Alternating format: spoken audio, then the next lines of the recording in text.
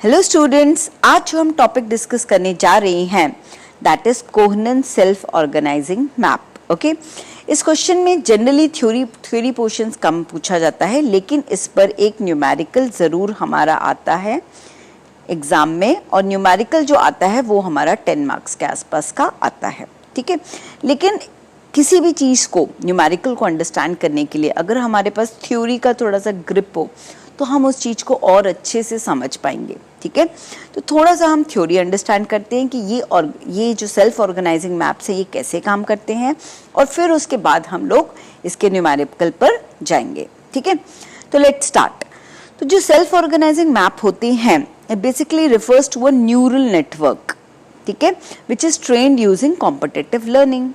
तो अब competitive learning आपको मैंने पहले भी बताया था, कॉम्पिटिटिव लर्निंग वाले जो न्यूरल नेटवर्क्स होते हैं ये सारे के सारे हमारे अनसुपरवाइज्ड न्यूरल नेटवर्क होते हैं। वो न्यूरल नेटवर्क जहां पर we do not have any labelled data, तो that is the category for unsupervised neural network. और उसमें भी हमने लास्ट क्लास में आपको बताया था कॉम्पिटिटिव लर्निंग किसको कहते हैं। ये हमारे कॉम्पिटिटिव लर्निंग में वो वाले न्यूरल नेटवर्क्स कैटेगरी में आते हैं जहां पर हमारे इसके वेट्स अपडेट होते हैं और जहां पर हमारा विनिंग न्यूरॉन डिसाइड होता है।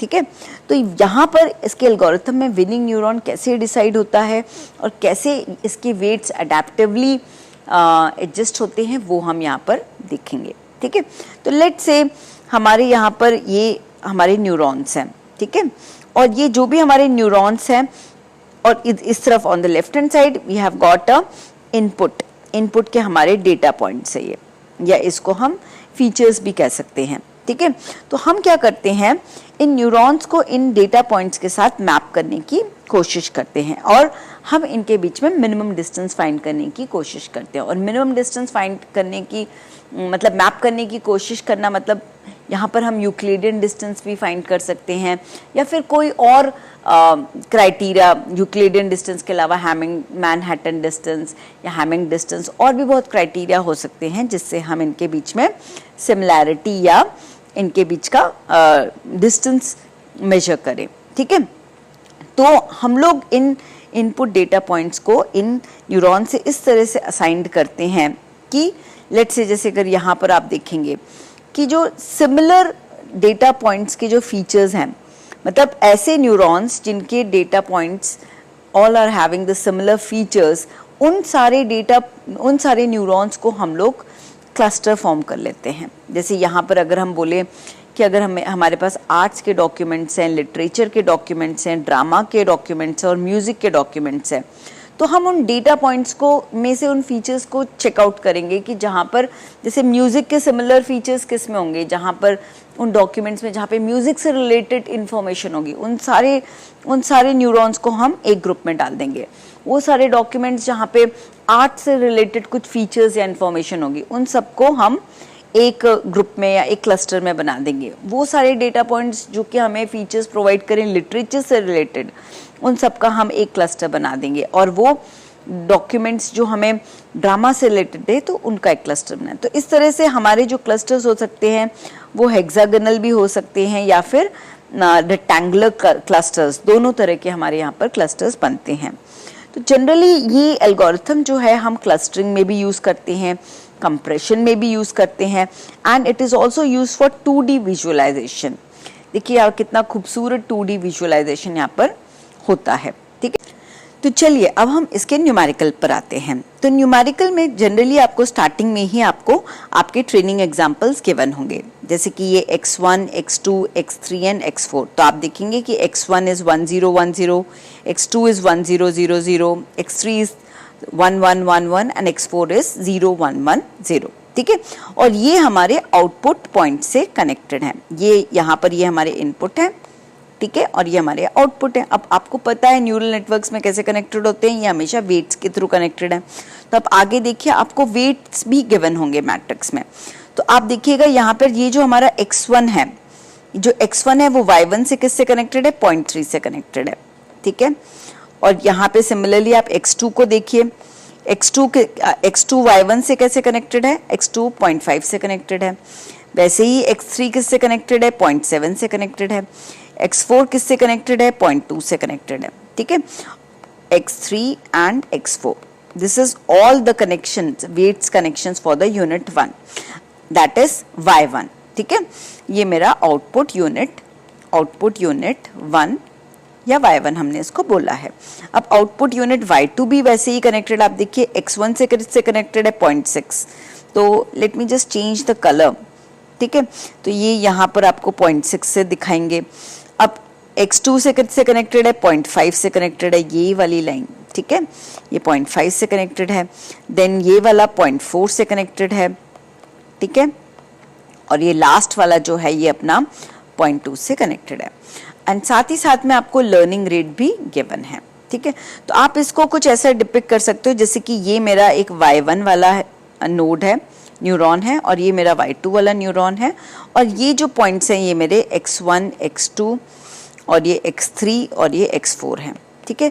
तो हम बारी बारी से एक एक यूनिट वेक्टर को अंदर प्रोवाइड करेंगे और फिर हम देखेंगे कि किस तरह से ये जो मेरे न्यूरॉन्स हैं, ये जो आउटपुट न्यूरॉन्स है, ये किस तरह से अपने अपने क्लस्टर्स की ओर ये वाले मूव करेंगे, ठीक है। चलिए आगे बढ़ते हैं। तो सबसे पहले हमने लिया x1 को, तो जब हमने x1 को लिया तो व्हाट इज माय x1, 1 0 1 0, तो हम इससे दोनों जो हमारे y1 है और जो y2 हैं, इन दोनों के वेट मैट्रिक्स का डिस्टेंस कैलकुलेट करेंगे। अब डिस्टेंस कैलकुलेट करने के लिए हम लोग क्या यूज करते हैं, यूक्लिडियन डिस्टेंस का फॉर्मूला। अगर किन्हीं दो पॉइंट्स के बीच में मुझे यूक्लिडियन डिस्टेंस कैलकुलेट करना है, ठीक है, let's say this is x1 y1 and this is x2 and y2, तो फॉर्मूला हम लोग क्या यूज करते हैं, बहुत ही सिंपल सा फॉर्मूला होता है जो कि मैंने एक बार पहले भी बताया हुआ है, x1 minus x2 the whole square plus y1 minus y2 the whole square, ठीक है। तो उसी बेसिस के बेस पर हम क्या करेंगे, 1 माइनस 0.3 द होल स्क्वायर या 0.3 माइनस 1, स्क्वायर हो रहा है तो कोई फर्क ही नहीं पड़ता है, ठीक है, plus 0.5 minus 0 the whole square plus 0.7 minus 1 the whole square plus 0.0 minus 0.2 the whole square. तो हमने ये निकाल लिया इसका यूक्लिडियन डिस्टेंस। अब वैसे ही हमने इसका y2 यूनिट के साथ भी डिस्टेंस निकाल दिया। तो हमने यहाँ पे देखिए, एक मिनट इसको हम रब करके आपको दिखा देते हैं अच्छे से। अब हमने इन दोनों के बीच में डिस्टेंस कैलकुलेट किया, 1 माइनस 0.6 द होल स्क्वायर, ठीक है, plus 0 minus 0.7 the whole square plus 1 minus 0.4 the whole square plus 0 minus 0.3 the whole square. तो अब आप देखेंगे इन दोनों में से विनिंग न्यूरॉन कौन है, unit 1 is my winning neuron, ये विन कर गया क्योंकि इन दोनों के बीच का जो डिस्टेंस है y1 और x1 का डिस्टेंस हमारा कम है। इसका मतलब क्या हो गया, x1 जो है हमारा y1 के क्लस्टर में जाएगा। और ये किस तरह से अपडेट होगा, कैसे, what is my update rule, so please remember this is very very important, this is my update rule, okay. ये क्या है, ये मेरा अपडेट रूल है। और अपडेट रूल कैसे काम करता है आप ये देखिए, इसका फॉर्मूला आपको याद रखना पड़ेगा कि न्यू वेट, जो मेरा न्यू वेट होगा that will be equal to old weight, ठीक है, new weight, just give me time, okay. So यहाँ पर आप देखेंगे कि जो मेरा न्यू वेट है, ओके, जस्ट वेट, जो मेरा न्यू वेट है that is equal to my old weight plus learning rate times, this is what, this is my learning rate, ठीक है, learning rate times whatever is my x input minus that weight, ठीक है।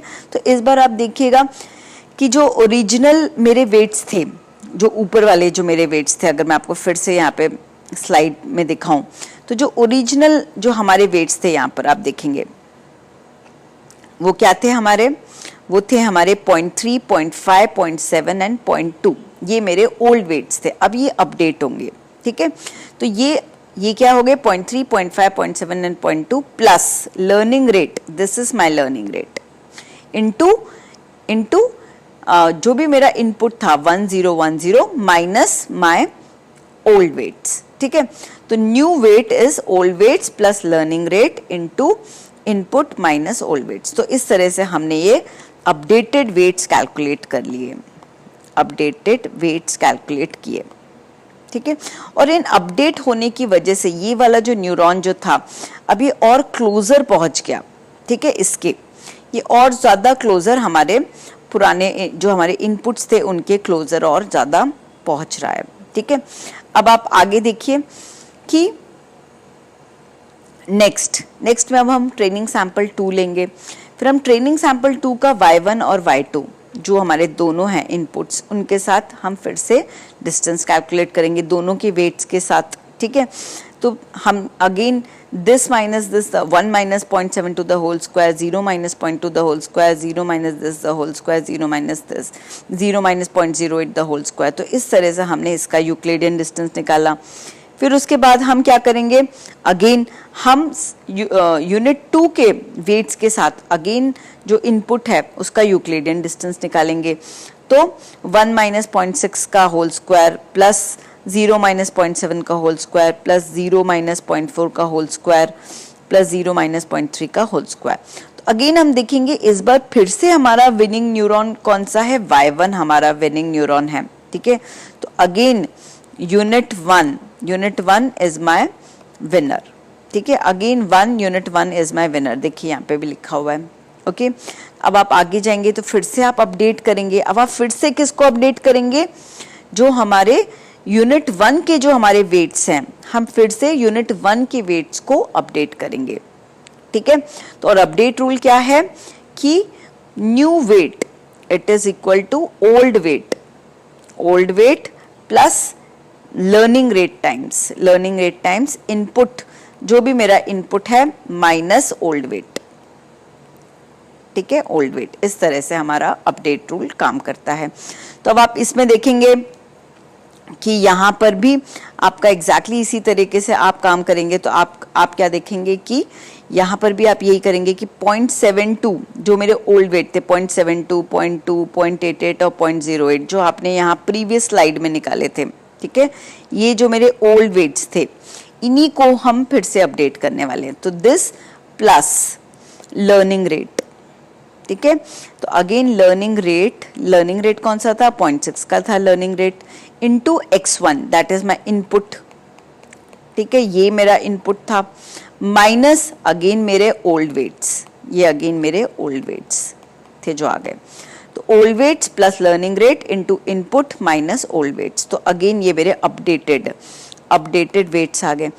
तो एक बड़ी important चीज आप देखेंगे कि जब भी जो कोहनन मैपिंग करता है वो ऐसा नहीं है कि वो सिर्फ मतलब एक ही इनपुट का, अगर वो x1 से कनेक्टेड है और x2 दोनों ही लेट्स से इसके क्लस्टर को बिलोंग कर रहे थे, तो हमारे जो है ये चारों के चारों वेट्स अपडेट हो रहे हैं। तो इस वजह से क्या हो रहा है, ओवरऑल दोनों ही फीचर्स के, दोनों ही इनके इस क्लस्टर के क्लोज आता जाएगा, ठीक है, ओके।